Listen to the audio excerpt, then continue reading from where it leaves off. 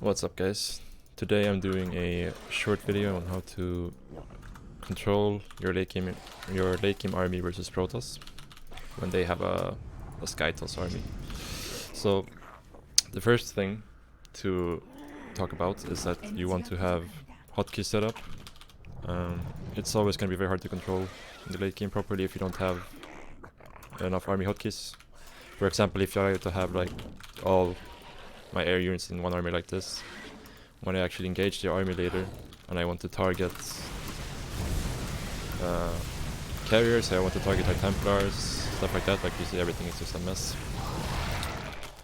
So it's very important to have your hotkeys set up properly. Now you can even go further and have even more hotkeys than I do. For example, you could have your Vipers on a completely separate controller group like this, but at some point it gets a bit too hard to control, so just having them on the same hotkey as the Corruptors is fine. And I'll talk a bit about what the purpose is of each unit in the late game here. So the Broodlord's main purpose in this scenario is just to zone out the High Templars and also to kill the Archons, but the most important task is to zone out the High Templars so they can't feed back your spellcasters or storm your Corruptors, because your Corruptors are always going to be clumped up trying to focus on carriers, right?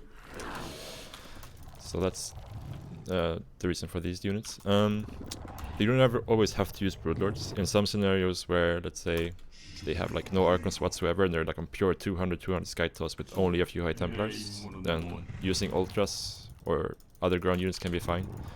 The important thing is just that you're able to clear out the High Templars at the beginning of the fight.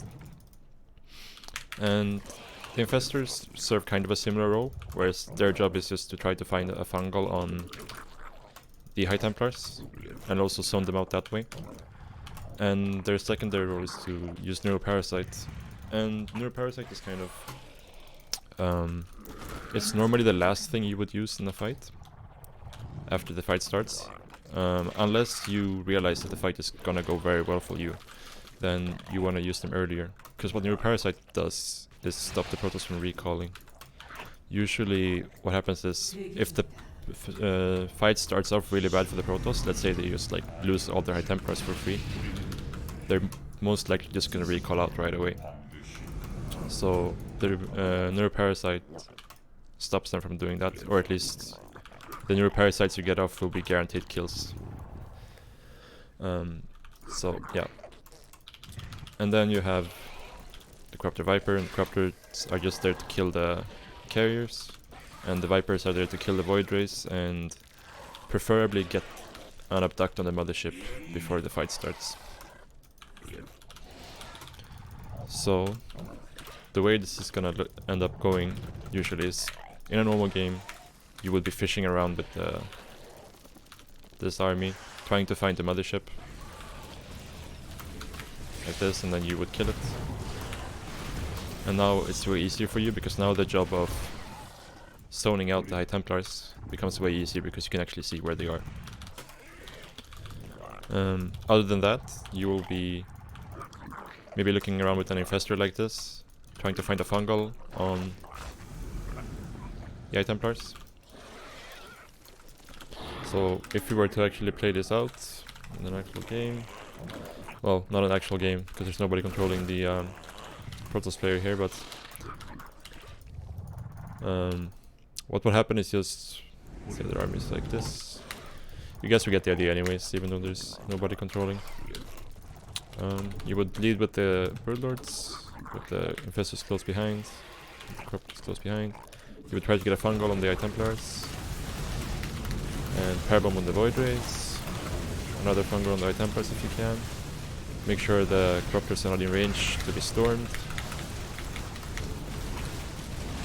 With your Parasites, and now when the Templars are dead, we start going in, targeting all this stuff.